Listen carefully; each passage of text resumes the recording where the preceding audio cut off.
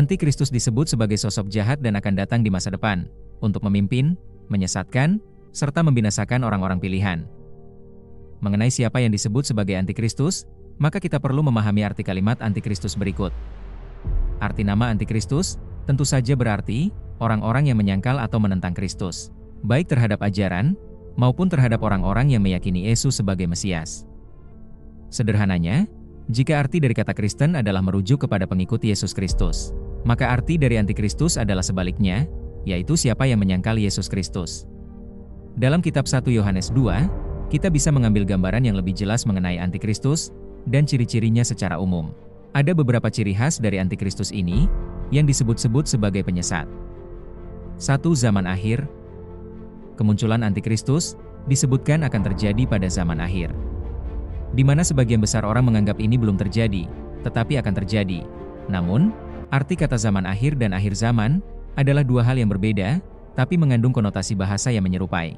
1 Yohanes 2 ayat 18, Anak-anakku, waktu ini adalah waktu yang terakhir, dan seperti yang telah kamu dengar, seorang Antikristus akan datang. Sekarang telah bangkit banyak Antikristus. Itulah tandanya, bahwa waktu ini benar-benar adalah waktu yang terakhir.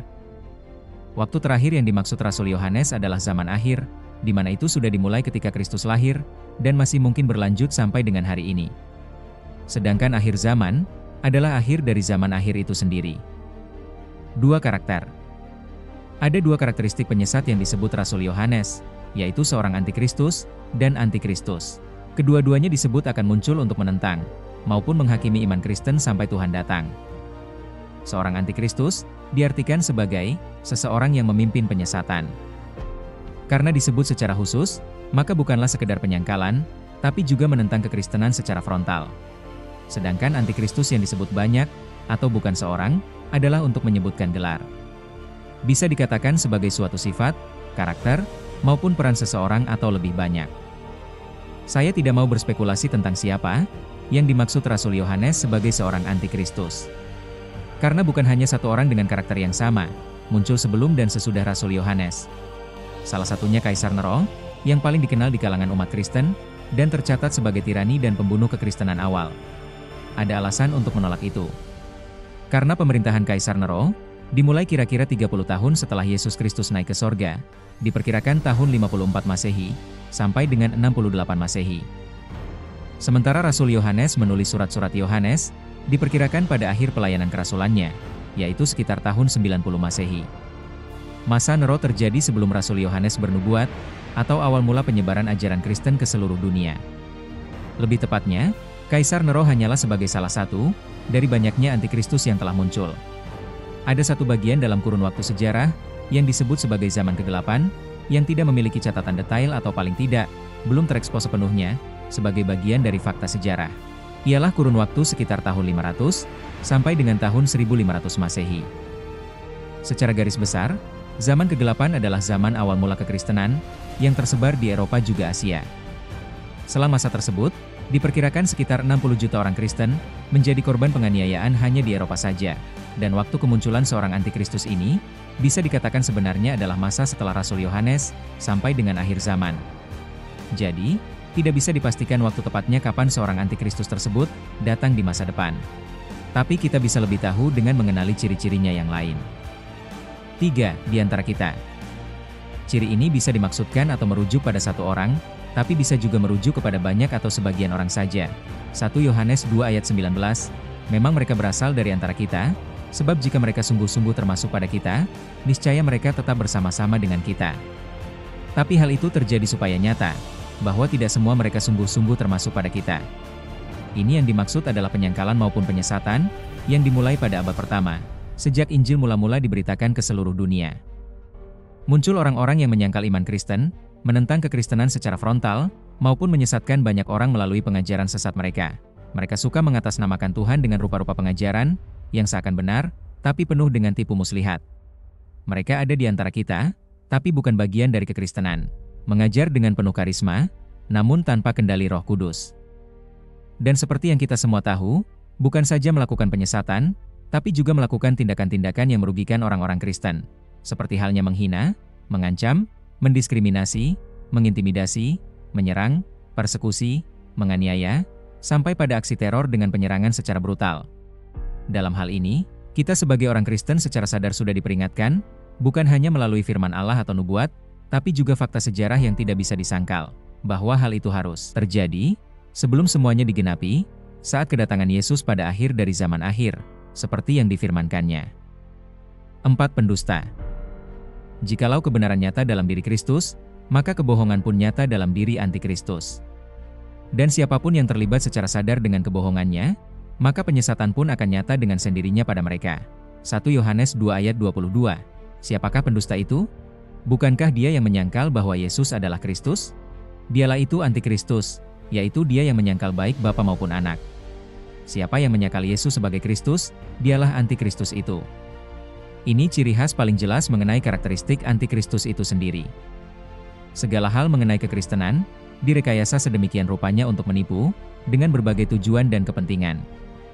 Di antara yang menjadi tujuannya adalah uang dan kekuasaan. Jika kita meneliti lebih spesifik mengenai pendusta ini, maka itu semacam bentuk tirani yang hendak mengkambing hitamkan kekristenan dengan berbagai macam tafsir dan klaim, seakan benar, tapi penuh dengan tipu muslihat. Beberapa ciri khas pendusta tersebut sering disertakan dengan klaim mereka sendiri. Seperti yang paling umum, dan yang paling sering sekali kita dengar adalah 1. Mereka berasal dari Yahudi dan Kristen. 2. Menganggap Tuhan Allah orang Kristen jumlahnya 3. Klaim bahwa Yesus bukan Tuhan, tetapi hanya sekedar nabi. 4. Tuhan Allah tidak beranak dalam pemahaman lahiriah mereka. 5. Merasa bahwa Tuhan tidak bisa menjadi manusia. 6. Klaim bahwa Tuhan Allah hanya boleh disebut satu. Masih banyak lagi penyelewengan Injil yang mereka lakukan, selain dari 6 klaim di atas. Mereka jugalah yang disebut Kristus dengan rupa serigala berbuluh domba. Dan mereka ada di antara kita. 5. Pengajar sesat. Tuhan Yesus memperingatkan kita, bahwa di kemudian hari, akan ada penyesatan seperti halnya serigala berbulu domba. Banyak sekali orang Kristen yang kemudian mulai berpaling dari iman, dan melakukan pertentangan secara terbuka dengan gereja dan jemaat, khususnya terhadap doktrin dasar iman Kristen. Beberapa orang juga tidak lagi percaya dengan gembala, seperti pendeta atau pastor. Padahal sesungguhnya, para gembalalah yang memiliki otoritas yang paling jelas, memelihara iman umat Kristen khususnya berjemaat. 1 Yohanes 2 ayat 26. Semua itu kutulis kepadamu, yaitu mengenai orang-orang yang berusaha menyesatkan kamu. Sebab, di dalam diri kamu, tetap ada pengurapan yang telah kamu terima daripadanya. Karena itu tidak perlu kamu diajar oleh orang lain. Tetapi sebagaimana pengurapannya mengajar kamu tentang segala sesuatu, dan pengajarannya itu benar, tidak ada dusta, dan sebagaimana ia dahulu telah mengajar kamu, demikian hendaknya kamu tetap tinggal di dalam dia. Ayat ini cukup panjang tapi menjelaskan segala sesuatu tentang hal antikristus, dan pengajar-pengajar sesatnya. Mereka benar-benar ada di antara kita, dan mengajar segala macam tipu muslihat keimanan. Mereka menyerupai domba tapi sebenarnya adalah serigala. Orang-orang ini mengaku Kristen, namun mencari keuntungan melalui kebingungan iman.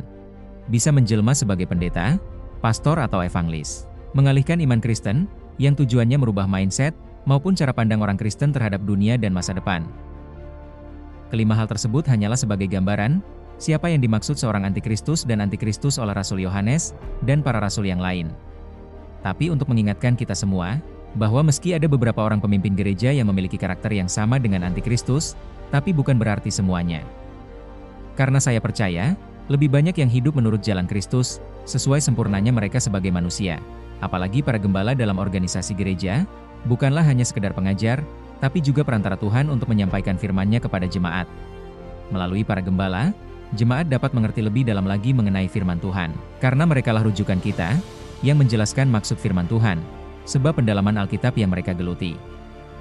Kita sebagai orang Kristen, perlu mengimani otoritas para gembala, pendeta, pastor atau hamba Tuhan, sebagai rujukan iman Kristen yang benar, melalui kebijaksanaan Roh Kudus. Ciri-ciri antikristus yang diberikan oleh para rasul, adalah agar kita tahu, dan waspada terhadap pengajaran sesat mereka. Matius 7 ayat 15, waspadalah terhadap nabi-nabi palsu yang datang padamu, dengan menyamar seperti domba, tetapi sesungguhnya mereka adalah serigala yang buas. Antikristus adalah orang-orang yang menentang kekristenan pada zaman akhir, sampai akhir dari zaman akhir. Dengan berbagai siasat, menyesatkan dunia dengan tipu muslihat keimanan.